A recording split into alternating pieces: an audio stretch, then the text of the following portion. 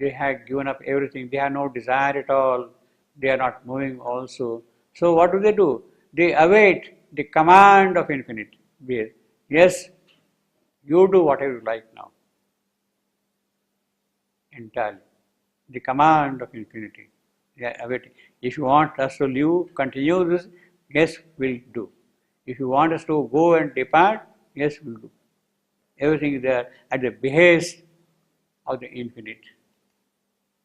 So this is a very different kind of a spiritual person, see, than the others, see, than the seers attuned to the universal will, content in him who smiles behind earth's forms, abode ungraved by the insistent days, abode ungraved by the insistent days. So this is another type of person, seers, whose will is one with the will of the universal, whose will is the universal will. Behind the universe, whatever is that will, they have identified their will with that. If the universe has to go in the direction, yes, my will is also to go in that direction. About them, like green trees girdling a hill, young grave disciples fashioned by their touch, trained to the simple act and conscious word, greatened within and grew to meet their heights. Now, while the spiritual people, the rishis, the sages, they are absorbed in their own tapasya, they also see that the young disciples who approach them for spiritual initiation, spiritual guidance, are helped. They are not totally given up everything, so to say, in that sense, as if there is a kind of a social responsibility which they must fulfill. And they are there to fulfill that social obligation. About them, like green trees, what a beautiful simile. Green trees girdling a hill, there is a hill, and the whole thing is.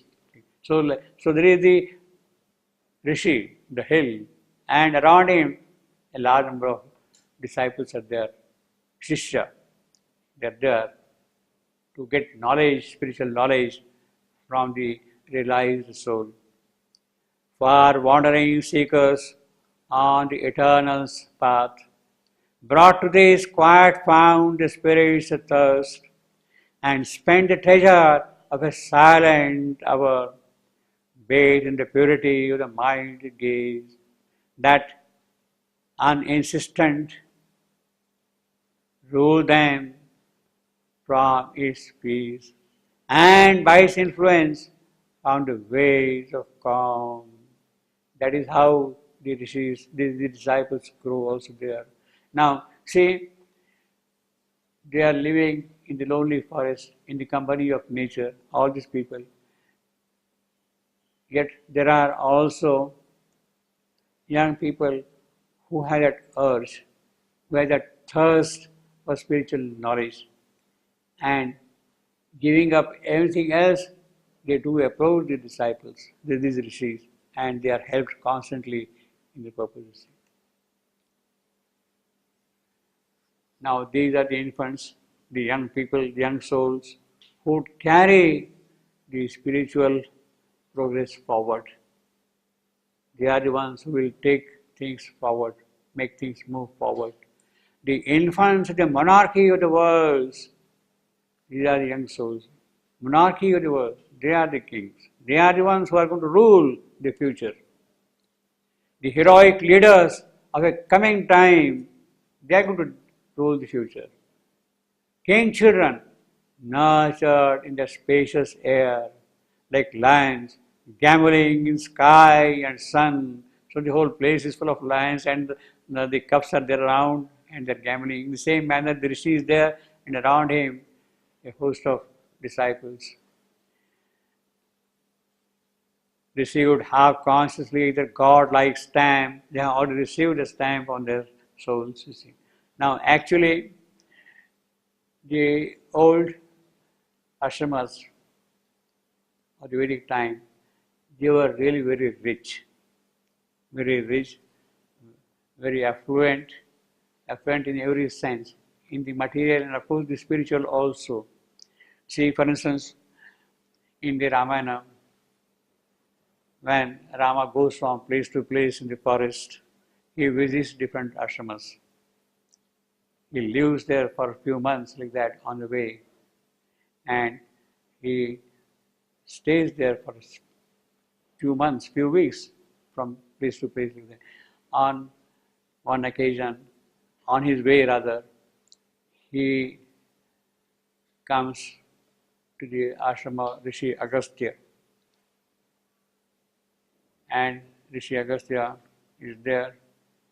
He is at the entrance there. It must be a huge big complex, maybe much bigger than this, and his thatch or hermitage or whatever is there, somewhere there inside. But Rama would not go in like that. At the gate, at the entrance, there is somebody guarding the place. The disciples are there to guard the place. You cannot just walk in there like that, you see. There will be somebody guarding the place there. So, when Rama, Sita and his brother Lakshmana, they come to that place, then the disciple at the gate, he asks, makes inquiries, who you are, etc., all that thing. And he goes back to Rishi Agastya and tells him, there are some guests waiting outside, they will try to come and meet you, like that. And then the disciple narrates the whole thing to the Rishi, and the Rishi says, yes, they can come. He is given the permission. And then Rama goes there. He stays there a long time in the ashram of Rishi Agastya. And there, he is a young man, Rama, maybe about 25 or so, recently married, about to become the prince, crown, king, and he has been exiled. So he enters the palace, enters the ashram and stays there for some time. There, then, the Rishi kind of initiates him into spiritual ways of doing things. Not in an obvious manner, but inwardly. And then he says, this is Indra, this is Agni, this is Vayu. He kind of introduces him to all those Vedic gods and goddesses.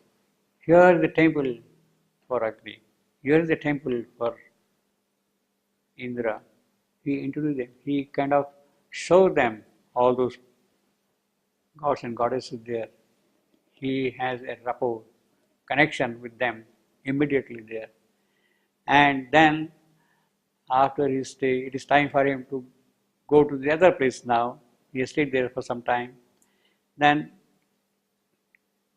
when the time of departure comes, then Agastya's wife, Lopamudra, she gives her ornaments to Sita as a parting gift. You have come as a royal guest to my house, and please accept these presents from me. So gives her ornaments to her. When Sita had left the palace, she had abandoned everything and kept back in the palace. Her ornaments, her jewelry, everything she had kept back. And she was wearing simple clothes and going. But here, the Rishi's wife gives her all those rich ornaments, jewelry, whatever is there.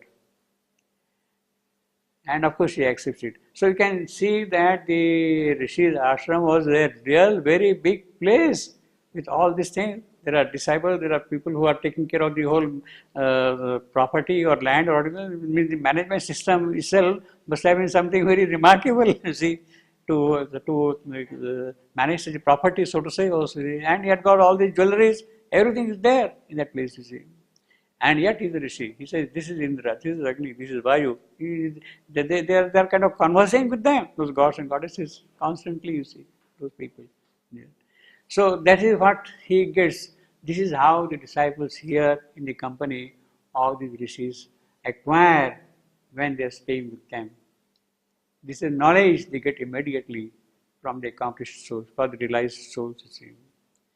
And later on, to continue the story of Ramayana, you see, Sita has those ornaments with her, and then later on, when she is abducted, as you know the story, then she is being carried by Ravana, and she is worried how Rama will be able to find the direction in which I am being taken in the whole wide world, you see.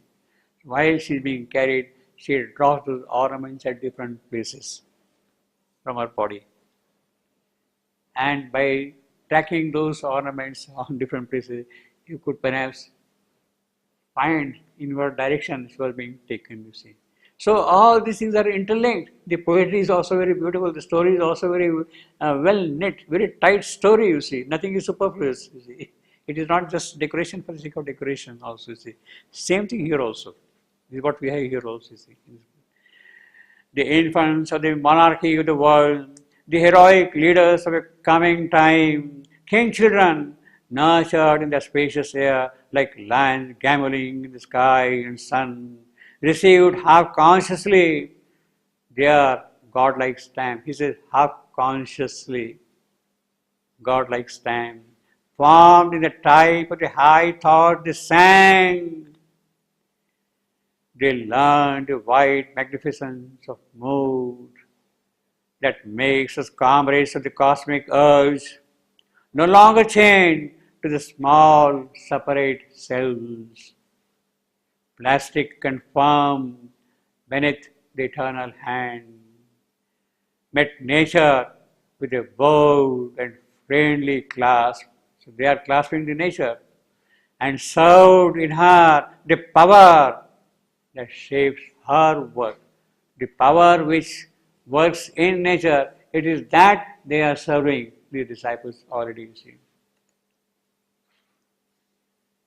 One soul to all and free from narrowing bonds, large like a continent of warm sunshine, in wide equality's impartial joy. These sages breathe for God's delight in things. They are not abandoning the world, the objects, the material creations, the animal, the bird, the river, the mountain. They are not abandoning. What is God's delight in them? It is that they are able to live. These sages breathe for God's delight in things. God Himself is taking delight in them, and it is that delight which they are breathing constantly in the company, you see. Such is the spiritual attainment. Means nothing of life is shunned, but the true delight which is there behind, it is that which is absorbed. Assisting the slow entry of the gods. Why? Because the gods must enter into our life. And how should they enter? Slowly. Because we are not fully prepared. We are not fully prepared. If they make haste, then perhaps we stumble, we'll fall, we'll get crushed also. Therefore, the gods must enter into our life rather slowly. Assisting the slow entry of the gods, sowing in young minds immortals' thought, they lived. That is the responsibility of the senior spiritual man towards the junior spiritual aspirant. Taught the great truth to which man's race must rise. Must rise. That is their obligation. They have to teach, they must teach. Or open the gates of freedom to a few, imparting to a struggling world the light. They breathe like spirits from time's dull yoke released. The yoke of time is no more there, they are released and they are able to breathe that thing freely. Comrades and vessels, the cosmic force, that is what they are. They are companions, they are participants in the work of the cosmic force, using a natural mastery like the suns. Their speech, their silence was a help to earth.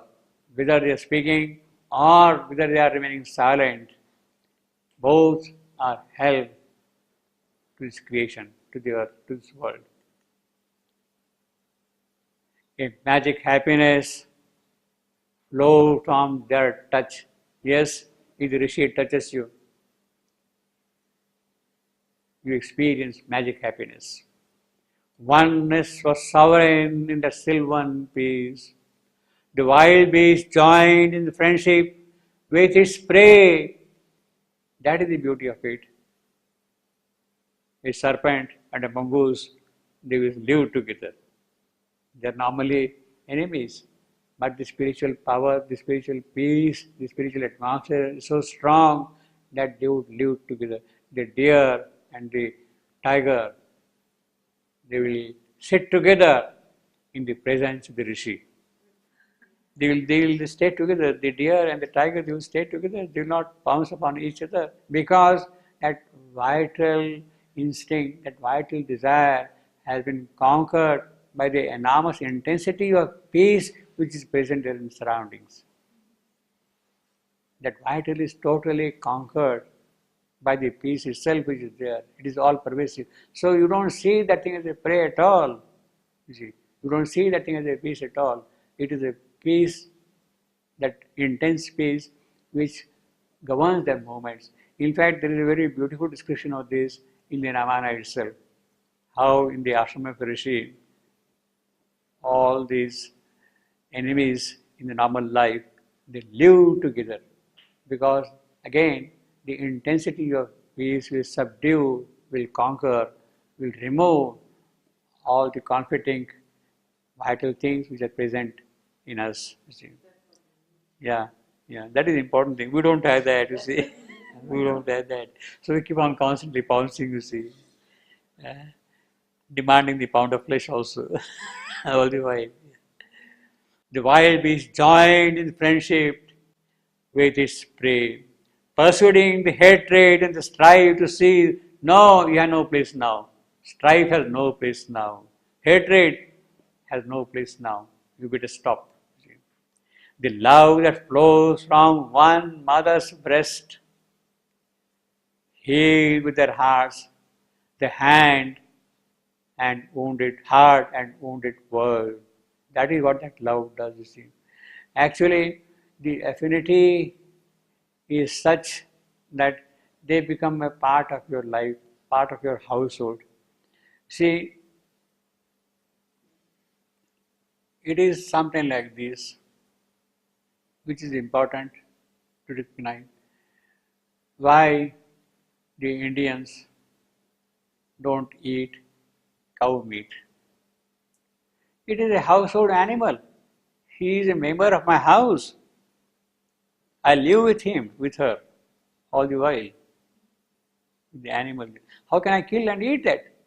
It is like eating my own cousin, my own neighbor, my own person. Impossible. I cannot eat that. Because the whole thing has become so one. The horse, he is a part of your family. You are living with him. You won't eat horse meat. You won't eat meat. Because it has become a part of your life, you see. So that is the whole, so to say, rational. It's the oneness which is there all the while, see. Heal their hearts, the hard and wounded world. So this is another type of spiritual clan, so to say, or spiritual group. Others escape from the confines of thought. This is wonderful. See, these people have lived with love in the entire world. They have acquired peace which pervades the whole nature, and it is in that peace everybody lives harmoniously with understanding. But then there are others who have now escaped the confines of thought, the boundaries of thought, the limitations of thoughts do not exist anymore for them. To where the mind motionlessly is waiting lies a bird. Mind motionless sleeps. The mind has to become quiet, asleep. Silent mind. For what? Waiting for the birth of light. It is not by rational thinking, by mind, by intellect, by reason, by mental faculties. But there is something else beyond that which must take birth and give me knowledge true knowledge will come in that light, to where mind motionless lives, waiting lies to birth, and came back quivering with a nameless force. Once that thing is there, the mind has fallen silent, then the force enters in them fully. Came back quivering with a nameless force, drunk with the wine of lightning in the self. Even the body itself now becomes joyous, happy. That peace has entered into this body itself, drunk with the wine of lightning. It must be very strong wine of lightning entering into them. Intuitive knowledge leaping into speech. So what they speak comes straight from the plane of intuition, not from mental faculty, because mind has ceased, not from mental faculty. It comes from the plane of intuition directly. And then intuitive knowledge leaping into speech, hearing the subtle voice that clothes the heavens. The voice that clothes the heavens. The heaven is clothed by that voice. It is that voice they are able to hear. Carrying the splendor that has lit the suns. What has kindled the suns? That mastic which is there. It is that they are carrying with them in the possession. Carrying the splendor that has lit the suns. They sang infinity's name and deathless power in meters that reflect the moving worlds. Sighs, sound waves breaking from the soul's great deep. This is a very, very powerful sentence, I must say, extremely powerful, very elaborate. And this is the complete description of a fully realized Rishi, the expression of a Rishi, the Vedic Rishi. It is that what we see in this description. The suktas, the Vedic suktas, they come in that manner.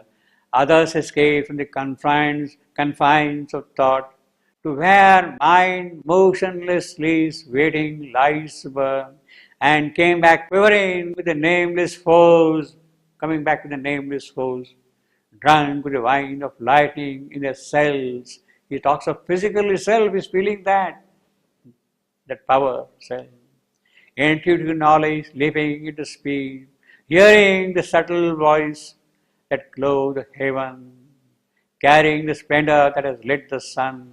They sang infinity's names and deathless powers in meters that reflect the moving worlds.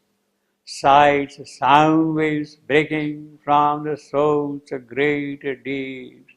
This is sheer poetry. Perfect example of the highest types of mystical poetry. Mystical poetry, occult mystical, very deep. Now, let us take a couple of lines from here, so powerful here.